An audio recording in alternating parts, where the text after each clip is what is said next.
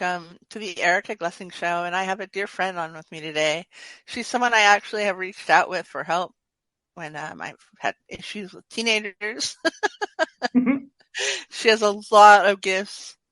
And we started having the pre-chat and it just started taking us everywhere. But Alayna is actually joining me from, are you in London today? I'm in London today, yes. Yeah. What's it like? Is it winter or is it just chilly? It's a little chilly and it's definitely dark here. Oh my goodness, right? Yeah, you're ahead of me. Yeah. Um, in California, it's kind of gray where I am, and it's about 70 degrees, which is cooler than normal. It's so warm. Global warming is a thing, right? It's crazy. So I thought we might want to start. We were having kind of an interesting conversation about what happens when you write a book or create a podcast episode or write a blog and you can't see like how much it helps people or you can't fathom. I have another podcast, Energy Clearing for Life, and it helps people every day. And I have the hardest time understanding that. I love that.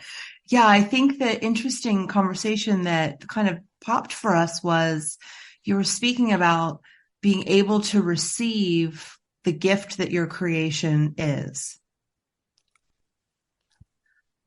And all the places where if we could just stop for a minute and actually acknowledge what our contribution is and how it creates not just for us, but for the future, for others in the future, and potentially even for your wealth of future. That's where it starts to show up and become bigger and greater. I think this reminds me of when my first book came out, 2007-ish. And I remember I want to think I made around $20,000 from that book. And I remember thinking, well, that's not enough to pay my bills. Like, that's not like thinking for some reason. And $20,000 in 2007, I mean, that was really good for a book to generate Mm-hmm. that much income. And Mm-hmm. I couldn't see that. Like, I was like, oh, well, I can't make it as a writer. Do you see what I'm saying? Right. And it's the, the value in your outcome rather than the value of what you've contributed with the writing. Mm. Yeah, because even that book, it was called Prospect When You Are Happy. And it was so beautiful. It came into me on a camping trip. It was channeled into my being. I don't know how. And like all the chapters just showed up from like all this coaching I had done, right? Now just all the chapters just showed up like fully formed. And years later, I got this email from someone who found me, even though it was my old name, my former name, right? And he found me online and he said, I use your book every day as my guide for my business. Yeah. Could you receive that? I did actually. I was actually very, that made me feel really, really good. Awesome. Awesome. I Yeah. love that. Yeah, it's the interesting piece of where we value ourselves, and then there's the monetary value that comes with the products we create, or the in your case, writing the books. And if we write it with a dollar amount in mind, that isn't the contribution that the book, if the book were to speak to you, right, and come to you, the outcome really is how many people can receive this and what would it take to get them to receive Yeah. that. And Yeah. another friend of mine, he's like, well, Erica, I'm a big fan. And he said, so I'm your audience. And he's a really gifted psychic. And he said, I love your books and they really help me. So sometimes you're writing for a very small but elite audience of leaders, right? Because you're Hmm. writing for those who can get what you write. And so your numbers may not be what you think they should be. And it's all in that should that seems where we get messed up, right? That word should is so interesting. I'm a retired school teacher and English was the main subject I taught. And that should, could, there's this energy of obligation that kind of Mm-hmm. hits that should. And if you're functioning from that or creating from that, it often puts a limit on what it is that you can do. So tell us a little bit if you wake up with a creative idea, like what would be some fun ways to handle that? If I wake up buzzing, that's the word I use. It is buzzing. Oh my gosh, I have so much in my head. How do I get it out and what do I do with I it? know you have so many books, Alayna. The idea of really getting present with whatever that idea is and almost talking to the idea and asking it, like, how do you want to show up? What do you want to look like? And when I'm working with clients, I often say, especially if they're looking at changing their business or doing something different in their lives, is take that idea out to a first date. Have it sit across the table from you So and just firstly, wine it, dine it, see what it tells you. that's such an interesting thought. Yeah, it just have Yeah, fun with because you know playing with what? it. Like I would love to do some more podcasts. Like Okay. I feel like I I think if there's a podcast about animals I'd like to build, you know? Okay. And it's really interesting because I think we can get to a point where people say, laser down, niche down, laser down, niche down.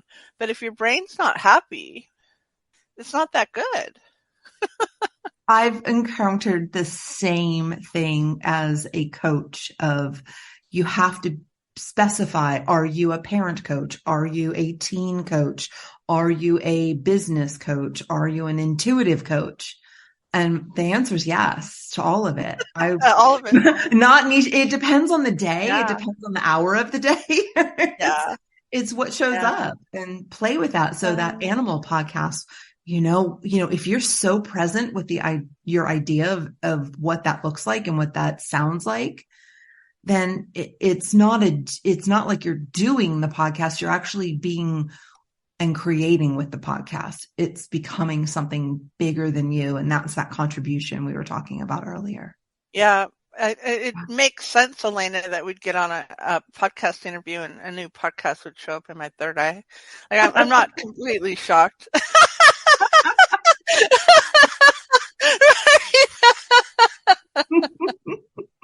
So I think I'm kind of getting a little nudge to have you share about your working with teens and Sure. parents. And why don't you? I luckily don't have any more. No, I love all three of my kids, and I loved them from birth to now, and I'll love them probably beyond. And I've loved some of them before they were born, right? Right. No, all of them Right. before they were born. So, what is it that you see in that dynamic when the teen is just, you know, major league clashing with parent and parents just don't know how to navigate teens? And one thing I've noticed is dads, when their daughters start coming into their bodies, seems like Mm. a lot of weird stuff can show up. So why don't Hmm. you share a little bit about that, kind of what you observe and what maybe some opportunities for deeper understanding? Teens are male and female are really looking to launch themselves their own way.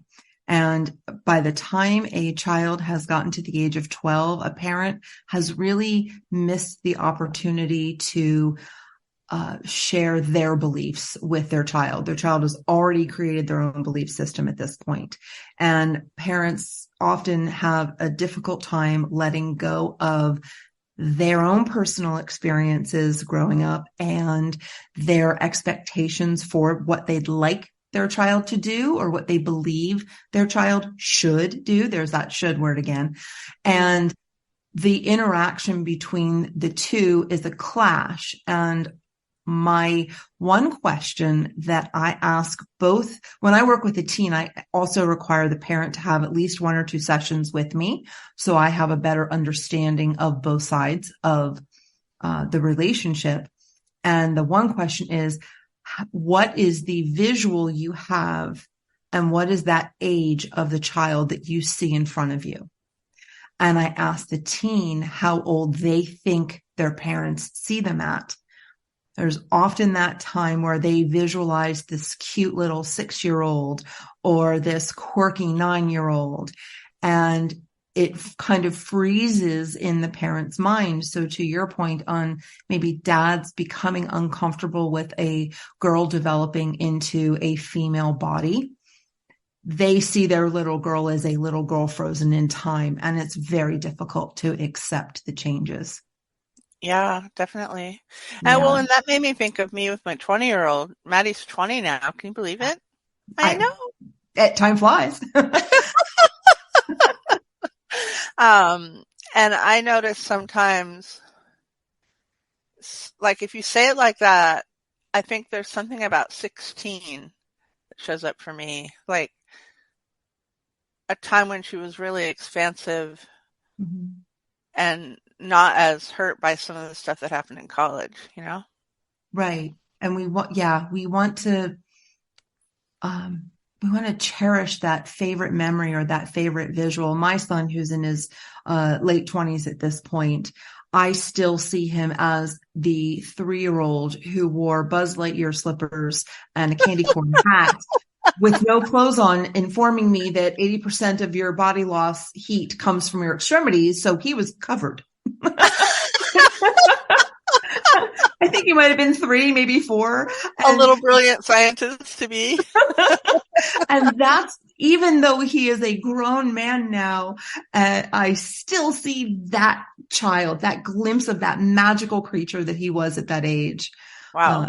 I don't necessarily want to let go of that. And I understand parents who don't want to let go of that visual and that memory. Wonderful. Yeah, I mean, let's talk a little bit from here. Let's just talk a little bit about um, whatever you want to share about your business, like how you build it or how you attract clients. I know you often just have a waiting list. I do, sometimes, especially in the early fall for college applicants. I work with a lot of parents and teens who are interested in pursuing life after high school. How I have really just expanded and developed my business is I don't focus on having to earn a certain amount of money every year. I look at who would like to work with me, who would be fun to work with, and where can we create the most change. And those people always tend to show up, and I always seem to have the available spot open in my schedule for them. All Um, right, I know you do. I It's do. actually as a past client. I mean, because you used to when you lived in California. I remember you used to do work on my head and my knees and my feet when I was going through the knee injuries. Yeah. And you did all this work, and it was so fun. Like, and you always could meet with me. Like, we could always do it. And you'd be completely full, and you'd be like, "Someone just canceled Erica." I'd be like, "Sorry."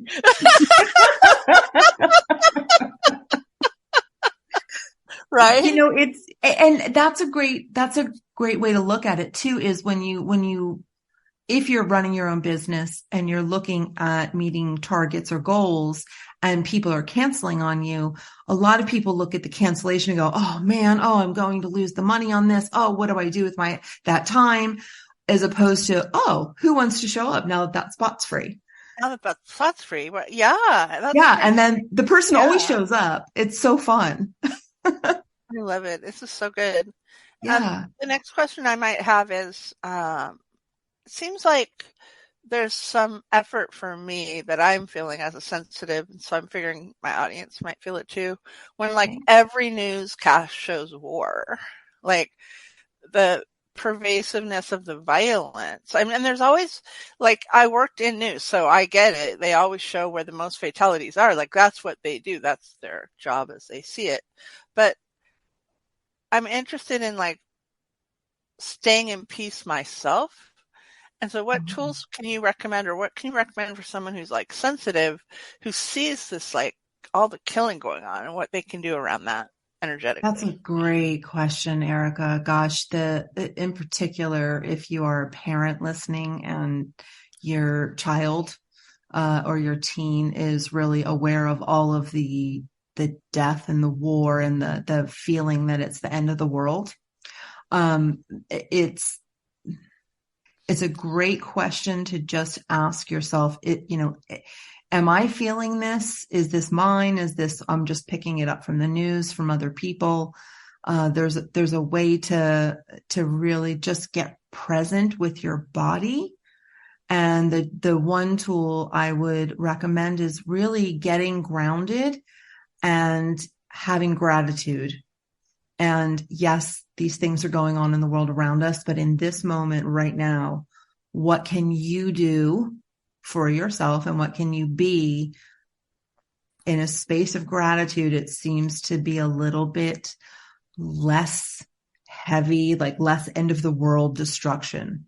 So Mm-hmm. if you can even just put your hand on your heart, put your hand down by your root chakra and put your feet on the ground, wiggle your toes, wear your shoulders, take a few deep breaths, and even just scan around the room and or wherever you are, what is something you're grateful for right now? Right now. Yeah, And all those absolutely. other things start to not disappear because they exist in this reality, but they seem to get some distance from the anxiety and the lack of peace that we might be feeling. Yeah, I love that. Yeah. I love that. I make it a point to be so like friendly when I'm in a bank or working with like, teller who seems or a store person who seems tired or Mm-hmm. I make it a point to just be like super good vibes like wherever I go, just to see if I can like just flip the energy just up just a little notch, like Yeah. anywhere I go. I just do that for fun. I love it. So do I.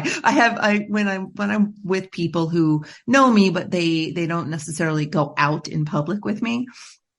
And the one thing that they always acknowledge is like, wow, you'll talk to anybody. I'm like, yeah, yes, I will. It's like, I know. And absolutely. then, and at the same time, I'm such a hermit. Total introvert. I'm like, I I don't like know. people. I don't want to go out of the I house. know. But I if I know. do, I But if might I as do, well, yeah, might as well go exactly. into that of, hey, how's it going? Oh, great pair of, great boots, whatever, something Right. just Something to kind. acknowledge and be that Yeah. like, hey, it's not the end of the world today. Like, yay, we're alive. Yeah. We're here. Here's I a love it. smile. Well, thank you so much for coming to the show, Alayna. It's really been Thank you. wonderful. So Thank you for appreciate having you. me. So how can we reach you and find out more? Anyone would be welcome to pop on my website, which is my name, alaynahale.com, ALAYNAHALE. Perfect. Thank you Thanks. so much.